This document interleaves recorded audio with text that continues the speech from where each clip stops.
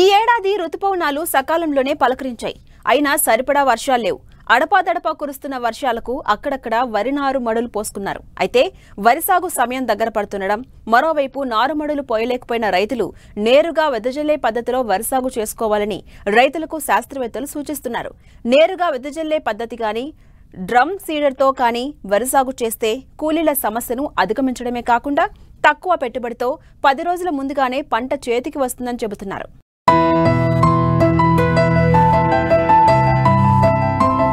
ఖరీఫ్ ప్రారంభమై నెల రోజులు గడుస్తోంది. చాలా వరకు పంటలు విత్తారు. దీర్ఘకాలిక వరి రకాల నారుమడులు పోసుకునే సమయం దాటిపోయింది. మధ్య స్వల్పకాలిక రకాలను ఈ నెల 15 వరకు పోసుకోవచ్చు. అయితే ఈ విధానంలో సాగు పెట్టుబడులు అధికమవుతాయి. అంతేకాకుండా కూలీల సమస్యను అధిగమించేందుకు మొలకెత్తిన విత్తనాలను డ్రమ్ సీడర్ లేదా నేరుగా వెదజల్లే పద్ధతిలో సాగు చేయాలని సూచిస్తున్నారు శాస్త్రవేత్తలు. ఈ పద్ధతిలో ఎకరాకి 15 నుంచి 20 కిలోల విత్తనం ఆదా అవుతుంది. పంట 7 నుండి 10 రోజులు ముందుగా కోతకు వస్తుంది.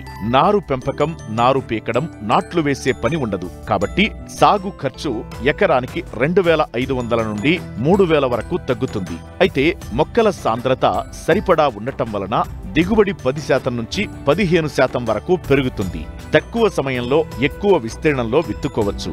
ప్రతికూల వాతావరణ పరిస్థితుల్లో పంట కాలం కోల్పోకుండా నీరు అందుబాటులో ఉన్నప్పుడే వరి సాగు చేసుకునే అవకాశముంటుందని తెలియజేస్తున్నారు మంచిర్యాల జిల్లా బెల్లంపల్లి కృషి విజ్ఞాన కేంద్రం శాస్త్రవేత్త డాక్టర్ ఐ తిరుపతి.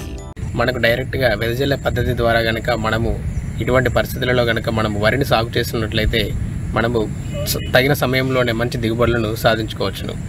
ముఖ్యంగా ఇది నేరుగా డ్రమ్ సీడర్ ద్వారా కానీ లేదనుకుంటే నేరుగా తడి పొలంలో వెదజల్లే పద్ధతి ద్వారా కూడా మనము ఇప్పుడు వరిని సాగు చేసుకోవడానికి ఇంకా సమయం ఉంది.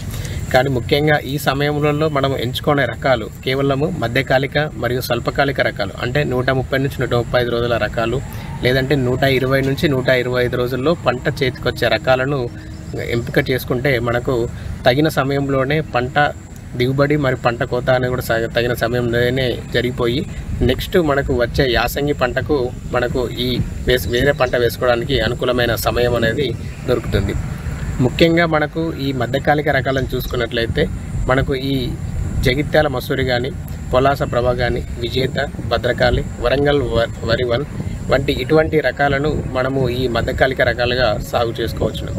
అదే స్వల్పకాలిక రకాలను కనుక చూసుకున్నట్లయితే మనకు తెలంగాణ సోనా అంటే RNR 15048ని కానీ, జగిత్యాల JGL 24423ని కానీ, బతుకమ్మని కానీ, మనము KNM కునారం సన్నాలు KNM 118 ఇటువంటి రకాలను మనము ఈ తక్కువ కాల పరిమితి అంటే 120 నుంచి 125 రోజుల్లో పంటలో చేతికొచ్చే రకాలను మనము ఈ స్వల్పకాలిక రకాలుగా తీసుకొని మనము ఈ ప్రస్తుతము ఈ జూలై ఎండింగ్ వరకు కూడా మనం నారు పోసుకోవడానికి అనుకూలంగా ఉంటుంది. లేదు అని అనుకుంటే మనము ఈ రకాలను తీసుకొని డైరెక్ట్గా వెదజల్లే పద్ధతి ద్వారా, ముఖ్యంగా తడి పద్ధతిలో వెదజల్లే పద్ధతి డ్రమ్ సీడర్ ద్వారా కానీ లేదంటే నేరుగా వెదజల్లే పద్ధతి ద్వారా మనము ఈ వరిని కూడా సాగు చేసుకోవచ్చు. ఏదైతే మనం నాటు వేసుకోవడానికి అనుకూలంగా మన భూమిని తయారు చేస్తామో అదేవిధంగా ఈ వెదజల్లే పద్ధతిలో కూడా అదేవిధంగా మనం భూమిని ఏదైతే పూర్తిగా తయారు చేసుకొని, అంటే పూర్తిగా భూమిని దున్నేసుకొని ఆఖరి దమ్ము కూడా చేసుకున్న తర్వాత మనకు ఈ డ్రమ్ సీడర్ నడవడానికి కేవలం బురద పదని మాత్రమే ఉండేటట్టుగా చూసుకోవాలి. ముఖ్యంగా నేల అనేది ఎగుడు దిగుడులు ఎత్తు పల్లాలు లేకుండా సమానంగా ఉండేటట్లుగా చూసుకున్నట్లయితే మనకు ఈ డ్రమ్ సీడర్ ద్వారా మనము విత్తనానికి వేసుకునేటప్పుడు అన్ని చోట్ల కూడా విత్తనము సమానంగా పడి మనకు మంచి మొలక శాతం అనేది కూడా వస్తుంది. సాధారణంగా ఈ వెదజల్లే పద్ధతి ద్వారా మనకు ముఖ్యమైన ఉపయోగాలు ఏంటంటే తక్కువ పెట్టుబడి, అంటే మనకు నాట్లకు అయ్యే ఖర్చు అనేది దాదాపు ఒక ఎకరానికి ప్రస్తుతము ప్రాంతాలలో చూసుకున్నట్లయితే ఒక ఎకరానికి 3000 నుంచి 4000 వరకు ఈ నాటుకు ఖర్చు అనేది అవుతుంది. అదే ఈ డ్రమ్ సీడర్ ద్వారా వేసుకున్నట్లయితే మనకు ఎటువంటి నాటు ఖర్చు లేకుండా కేవలము ఒకే మనిషితోటి ఒక రోజుకు దాదాపు ఒక 2 నుంచి 3 ఎకరాల వరకు మనము ఈ డ్రమ్ సీడర్ ద్వారా వరిని వేసుకోవచ్చును. ముఖ్యంగా చూసుకున్నట్లయితే మనకు ఈ నాటు అనేది అవసరం ఉండదు. అదేవిధంగా విత్తనము అవసరమే విత్తనము వెదజల్లే పద్ధతి కానీ డ్రమ్ సీడర్ కానీ కేవలం మనకు ఎకరానికి 10 నుంచి 12 కిలోల విత్తనం మాత్రమే సరిపోతుంది. అదే మనము నాటు పద్ధతి ద్వారా మనకు దాదాపు 20 నుంచి 25 కేజీల విత్తనం అనేది సరిపోతుంది. అదేవిధంగా ఇంకొకటి చూసుకున్నట్లయితే మనకు తొందరగా అంటే పంట వారం నుంచి 10 రోజుల ముందుగానే మనకు కోతకు వస్తుంది కాబట్టి ఇటువంటి ఉపయోగాలు ఉన్నాయి కాబట్టి మనము రైతు సోదరులు ఈ సమయంలో కూడా మనం వెదజల్లే పద్ధతి ద్వారా వేసుకొని మంచి దిగుబడులు సాధించుకోవచ్చును. ఈ వెదజల్లే పద్ధతి ద్వారా మనం డ్రమ్ సీడర్ తోటి లాగిన తర్వాత మనకు ఏవైతే సాధారణ పద్ధతిలో అంటే నాటు వేసిన పద్ధతిలో వాడే ఎరువులు ఉన్నాయో అది ఒక ఎకరానికి 48 కేజీల నత్రజనిని, 20 కిలోల భాస్వరమును, అదేవిధంగా 16 కేజీల పొటాష్ను మనము వేసుకోవాలి. ఆఖరి దమ్ములో మనము ఈ భాస్వరము పూర్తిగా మరియు సగం పొటాష్ను వేసుకొని మీ నత్రజనిని 3 భాగాలుగా విభజించుకొని మనము పిలక దశలో, అంకురం దశలో, తర్వాత దశలో మనము వేసుకోవాలి. చివరికి పొట్ట దశలో మనము నత్రజనిని, మిగిలిన పొటాషియంను మరియు కలుపుకొని వేసుకోవాలి.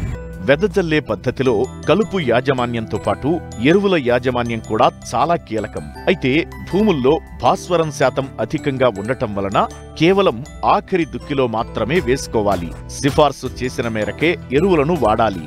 అదేవిధంగా కలుపు అనేది చాలా ముఖ్యమైనది. అంటే కలుపు నివారణ అనేది నాటు వేసే పద్ధతిలో మనకు అక్కడక్కడ మనం పెడుతుంటాం కాబట్టి కలుపు నివారణ అనేది చాలా సమర్థవంతంగా ఉంటుంది. అదే డ్రమ్ సీడర్లో మనం నేరుగా విత్తనాలను వేసుకుంటామంటే కాబట్టి తొలి దశలో కలుపు నివారణ అనేది చాలా కీలకమైనది. ఈ వెదజల్లే పద్ధతి కానీ డ్రమ్ సీడర్తో కానీ ఇటువంటి పద్ధతులలో మనము వేసిన తర్వాత మనకు విత్తనాలు విత్తిన తర్వాత 3 నుంచి 5 రోజుల లోపుగా మనకు ఈ ప్రెటిలాక్లోర్ ప్లస్ సేఫ్నర్ అనే కలుపు మందును 600 ml 20 కేజీల ఇసుకలో కలిపి చల్లుకున్నట్లయితే ఈ తొలి దశలో వచ్చే కలుపును మనము సమర్థవంతంగా నివారించుకోవచ్చు. అదేవిధంగా మనకు ఒకవేళ ఆ సమయంలో కుదరకపోతే మనకు 8 నుంచి 10 రోజుల్లోపు ఆక్సాడయాగ్రైల్ అనే కలుపు మందు ఉంటుంది. దాన్ని కూడా 40 గ్రాములు మనము ఇసుకలో కలిపి చల్లుకున్నట్లయితే మనకు ఈ తొలి దశలో వచ్చే కలుపును నివారించుకోవచ్చు. దాని తర్వాత దశలో మనకు ఈ మొదటి నెల రోజుల్లో అంటే కలుపు ముఖ్యంగా 2 నుంచి 4 ఆకుల దశలో ఉన్నప్పుడు వచ్చే ఊదా ఒడిపిల్లి గడ్డిని నివారించుకోవడానికి సైలోపాబ్యూటైల్ అంటే 300 mlను 200 లీటర్ల నీటిలో కలుపుకొని పిచికారీ చేసుకోవాలి.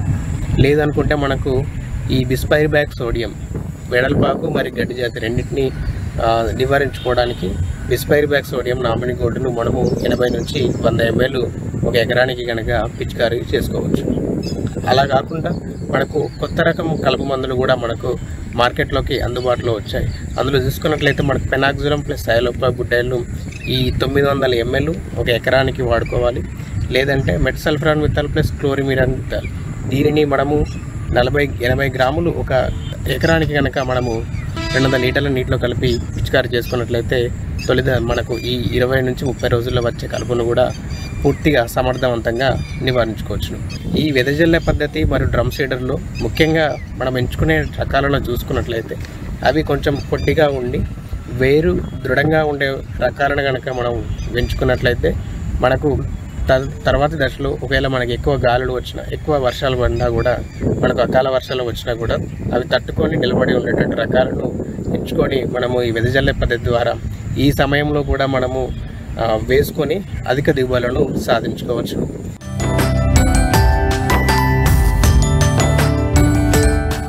తెలుగు రాష్ట్రాల్లో సుమారు 70,000 ఎకరాల్లో వంగ తోటలు సాగవుతున్నాయి. నిత్యావసర కూరగాయగా మార్కెట్లో వంకాయకు ఏడాది పొడవునా మంచి డిమాండ్ ఉంది. 6 నెలల కాల వ్యవధి కలిగిన ఈ పంటలో చీడపీడల బెడద రైతుకు ప్రధాన సమస్యగా ఉంది. వీటి తాకిడితో 30 నుంచి 50% వరకు పంటను నష్టపోవాల్సి వస్తుంది. ముఖ్యంగా వంగను ఆశించే వెర్రి తెగులు నివారణకు చేపట్టాల్సిన సమగ్ర సస్యరక్షణ చర్యల గురించి ఇప్పుడు తెలుసుకుందాం.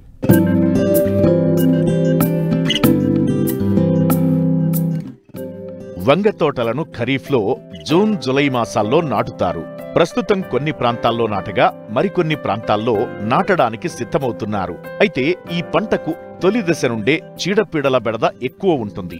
పచ్చదోమ, ఆకుమచ్చ, వేరుకుళ్ళు, మొవ్వు కాయతొలుచు పురుగుల నష్టం అధికంగా కనిపిస్తుంది. ప్రధానంగా పచ్చదోమ ద్వారా వెర్రి తెగులు ఆశించి తీవ్ర నష్టం కలిగిస్తుంది. దీని నివారణకు చేపట్టాల్సిన సమగ్ర సస్యరక్షణ చర్యల గురించి ఖమ్మం జిల్లా ఉద్యానవన శాస్త్రవేత్త వనం చైతన్య రైతాంగానికి తెలియజేస్తున్నారు. సాధారణంగా మనం పండించేటువంటి కూరగాయ పంటల్లో ప్రధానమైనది వంగ. దీనిని అన్ని కాలాల్లో కూడా పండించేటువంటి పంట. చిన్న సన్నకారు రైతులు మరియు పెద్ద రైతులు అందరూ కూడా ఈ వంగ సాగును చేస్తున్నాము. వంగలో వచ్చేటువంటి ప్రధాన సమస్య తెగుళ్ళ విషయానికి వస్తే చిట్టాకు తెగులు లేదా లిటిల్ లీఫ్ లేదా దీన్నే వెర్రి తెగులు అని కూడా అంటాము.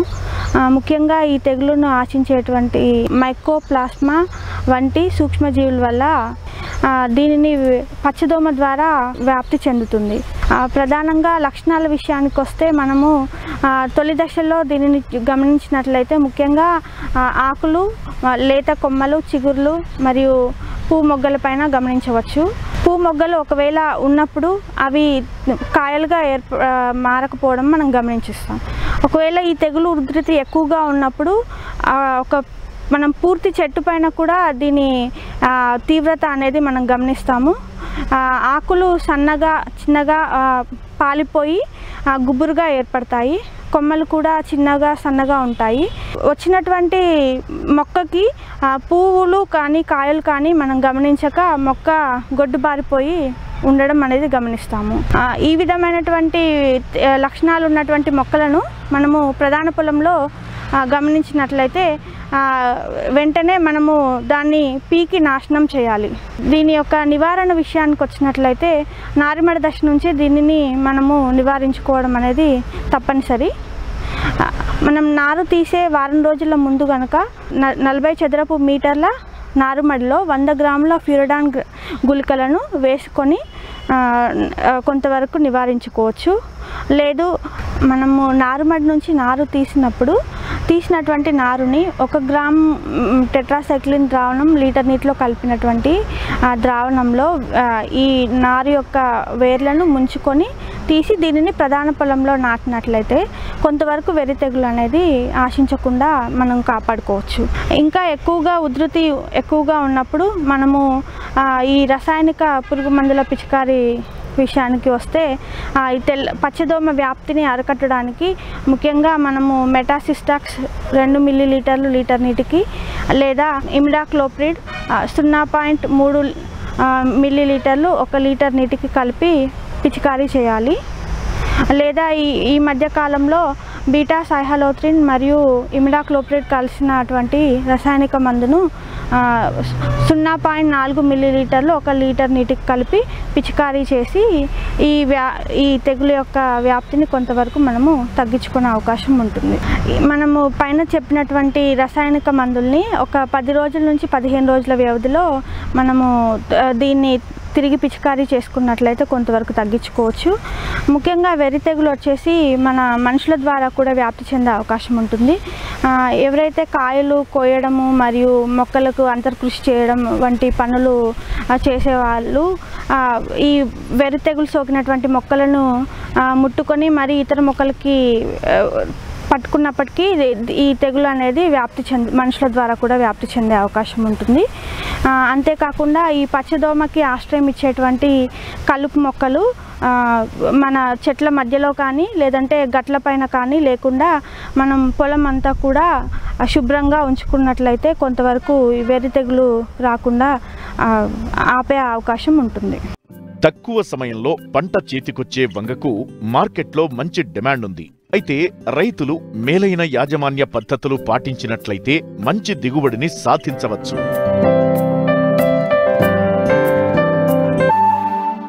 దేశంలో పండించే నూనె గింజల పంటల్లో వేరుశెనగ, ఆముదం సాగుకు అధిక ప్రాధాన్యం ఉంది. ఒకప్పుడు ఈ పంటలను సాగులో చిట్టచివరి అవకాశంగా భావించేవారు. కానీ నేడు పరిస్థితులు మారాయి. అధిక దిగుబడినిచ్చే వంగడాల రావడం నీటి ఎద్దడిని తట్టుకుని మెట్ట ప్రాంత రైతులకు మంచి ఆదాయ వనరుగా మారడంతో చాలా ప్రాంతాల్లో రైతులు ఈ పంట సాగుకు మొగ్గు చూపిస్తున్నారు. మేలైన యాజమాన్యం చేపట్టినట్లయితే ఇతర వర్షాధార పంటలకు ఏమాత్రం తీసిపోదని తెలియజేస్తున్నారు పాలెం ప్రాంతీయ వ్యవసాయ పరిశోధనా స్థానం శాస్త్రవేత్త వాణిశ్రీ.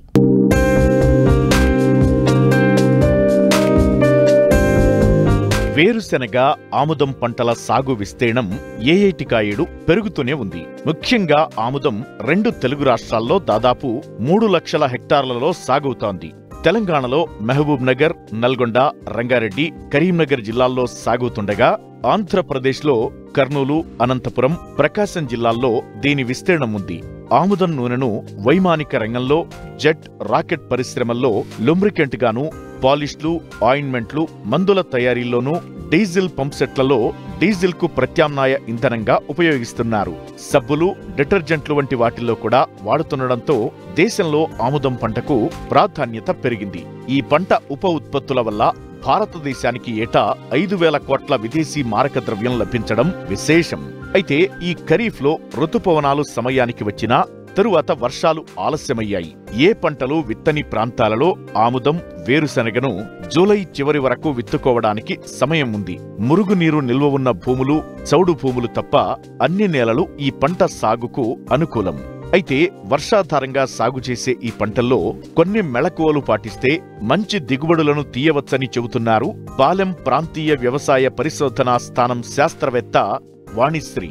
ఇప్పుడు ప్రస్తుతం ఈ వానాకాలంలో మన తెలంగాణలో ముఖ్యంగా ఈ సదరన్ తెలంగాణ, దక్షిణ తెలంగాణ మండలంలో వేసుకోదగిన నూనె గింజ పంటల్లో ముఖ్యంగా ఆముదాన్ని, వేరుశనగని మనం చెప్పుకోవచ్చు. కొంతవరకు ఈ ఆముదాన్ని మనము కందిలో అంతర పంటగా 1:1 నిష్పత్తిలో గనక మనం వేసుకున్నట్లయితే మంచి దిగుబడిని సాధించవచ్చు. విత్తన మోతాదు దాదాపు 1.5 నుంచి 2 కిలోల విత్తనం సరిపోతుంది. అయితే వానాకాలంలో భూమిలో తేమ శాతం ఎక్కువ ఉండి మొలక కుళ్ళు వచ్చే అవకాశం ఎక్కువ ఉంది కాబట్టి ఖచ్చితంగా రైతులు, ఆముదం వేసుకునే రైతులు దాన్ని విత్తన శుద్ధి చేసుకొని మాత్రమే విత్తుకోవాలి. కార్బండైజిమ్ లేదా టెబుకొనజోల్, ట్రైకోడర్మా విరిడే లాంటి శిలీంద్రనాశన మందులతో గనక మనం విత్తన శుద్ధి చేసుకొని విత్తుకున్నట్లయితే ఈ మొలక కుళ్ళు అనేది మనము తగ్గించుకోగలుగుతాము. ఇకపోతే వేరుశనగ విషయానికి వచ్చినట్లయితే మనకి గద్వాలను ఆనుకున్న పరిసర ప్రాంతాల్లోనూ మరియు ఏ నేలలైతే ఖాళీగా ఉంచుతారో ఆ నేలల్లో మనము వానాకాలంలో కూడా వేరుశనగని సాగు చేసుకోవచ్చు. మన భూములు చాలా అనుకూలం, మంచి దిగుబడులను కూడా సాధించవచ్చు. వీటిలో ముఖ్యంగా రకాల ఎంపిక అనేది మనము తప్పనిసరిగా చూసుకోవాలి. అందులో ముఖ్యంగా TCGS 1694 అని తిరుపతి నుంచి విడుదలైన రకం మన ప్రాంతానికి అనువైన రకంగా గుర్తించడం జరిగింది. ఇది కూడా మంచి దిగుబడులు ఇవ్వడమే కాకుండా K6 వంటి గింజ నాణ్యత కలిగి ఉంది. ప్లస్ ఆకుమచ్చ తెగుళ్ళని తట్టుకుంటుంది కాబట్టి ఈ రకం విత్తనాన్ని మనం తొలకరలో సాగు చేసుకోవచ్చు. అదే కాకుండా మన ఇప్పుడు వనపర్తి సీడ్ కార్పొరేషన్ వాళ్ళ దగ్గర K6 మరియు ఈ కదిరి లేపాక్షి అనే రకాలు కూడా అందుబాటులో ఉన్నాయి. అయితే రైతులు కదిరి లేపాక్షి విషయంలో కొంచెం అనుకూలంగా లేకపోవడం అనేది జరుగుతుంది. ఎందుకంటే గింజ కొంచెం చేదుగా ఉండడం జరుగుతుంది. అయితే ఎవరైతే ఆ విత్తనాన్ని నూనె కోసం అమ్ముకుంటారో అటువంటి వారు కదిరి లేపాక్షిని కనుక సాగు చేసుకున్నట్లయితే అది చాలా అధిక దిగుబడిని ఇచ్చే రకం. ముఖ్యంగా వానాకాలానికి అనువైన రకము. చాలా K6తో పోల్చినప్పుడు మంచి దిగుబడులు వచ్చే రకం కాబట్టి ఎవరైతే నూనె కోసం విత్తనాన్ని అమ్ముకుంటారో వారు తప్పకుండా సాగు చేసుకోవచ్చు. అదే మనం తినడం కోసం లేకపోతే పచ్చికాయల కోసం కనుక సాగు చేసినట్లయితే తప్పనిసరిగా K6 లేదా TCGS 1694 మరి కొన్ని లావు గింజ రకాలైన K8 లాంటివి మనం సాగు చేసుకోవాల్సి ఉంటుంది. అయితే ముఖ్యంగా ఏ విత్తనం అయినా సరే మనము విత్తన శుద్ధి అనేది ముఖ్యంగా వేరుశనగలో విత్తన శుద్ధి తప్పనిసరి. ఎందుకంటే మొదటి 30 రోజుల్లో చాలా తెగుళ్ళు వచ్చే అవకాశం ఉంది మరియు వైరస్ తెగుళ్ళు వంటివి, తర్వాత వేరు పురుగులు వచ్చే అవకాశం ఉంది. కాబట్టి ఎక్కడైతే మనము తెగుళ్ళు వస్తాయో అటువంటి చోట తప్పనిసరిగా శిలీంద్రనాశనులైనటువంటి కార్బండైజిమ్ కానీ, టెబుకొనజోల్ కానీ లేదా ట్రైకోడర్మా విరిడేతో విత్తన శుద్ధి చేసి విత్తుకోవాలి. అలాగే వైరస్ తెగుళ్ళ నివారణకి ఇమిడాక్లోప్రిడ్తో విత్తన శుద్ధి చేసుకోవాలి. ముఖ్యంగా మనకి ఆ తెగుళ్ళు మొదటి 30 రోజుల్లో రాకుండా ఉండి మొక్క పెరుగుదల బాగా ఉంటుంది కాబట్టి తర్వాత దశల్లో మనం అదే వేరు పురుగు గనక ఉండే ప్రాంతాల్లో అయితే విత్తనాన్ని క్లోరిపైరిఫాస్తో విత్తన శుద్ధి చేసి విత్తుకోవాల్సి ఉంటుంది. ఇకపోతే వేరుశనగలో ముఖ్యంగా రైతులు ఏమంటారు కాంప్లెక్స్ ఎరువులు లేదా DAP లాంటి ఎరువులు వేయడం జరుగుతుంది. దయచేసి అటువంటి ఎరువులు వాడొద్దు. ముఖ్యంగా వేరుశనగకి అది నూనె గింజల పంట కాబట్టి కాల్షియము చాలా ముఖ్యమైనది. అందుకే మనం భాస్వరాన్ని కాల్షియంతో కలిపి సూపర్ ఫాస్ఫేట్గా అందించినట్లయితే మనకి మంచి నాణ్యత గల గింజలు రావడమే కాకుండా గింజ నిండడం అనేది బాగా జరుగుతుంది. కాబట్టి మనము భాస్వరాన్ని సూపర్ ఫాస్ఫేట్గానే అందించండి. అలాగే నత్రజని పెద్దగా ఎక్కువ అవసరం లేదు. ఒక 17 కిలోల యూరియా, తర్వాత ఒక బస్తా సూపర్ ఫాస్ఫేటు, ఒక 40 కిలోల మ్యూరేట్ ఆఫ్ పొటాష్ కనుక దుక్కిలో వేసుకొని 40 రోజులు పంట టైంలో జిప్సం కనుక వేసుకున్నట్లయితే జిప్సం వేసుకొని వరుసల మధ్య కనుక కలిగి దున్నుకున్నట్లయితే మొక్క చాలా బాగా పెరుగుతుంది, మంచి దిగుబడులు వచ్చే అవకాశాలు ఉన్నాయి. కాబట్టి ఈ జాగ్రత్తలు పాటించి రైతులు ఆముదాన్ని మరియు వేరుశనగని సాగు చేసుకోవాల్సిందిగా కోరుతున్నాను. ఇకపోతే ఆముదం రైతులకు గనక విత్తనాలు ఎక్కడ దొరుకుతాయి అనే విషయం గురించి ఆలోచన ఉన్నట్లయితే ప్రస్తుతం మనకు లభ్యతలో ఉన్న విత్తనాలు ICH 5, ICH 66 అనే రకాలు. ఇవి మన హైదరాబాద్లో భారతీయ నూనె గింజల పరిశోధనా స్థానంలో లభ్యతలో ఉన్నాయి. కాబట్టి ఆ విత్తనాన్ని రైతులు తీసుకొని సాగు చేసుకోవాల్సిందిగా కోరుతున్నాను.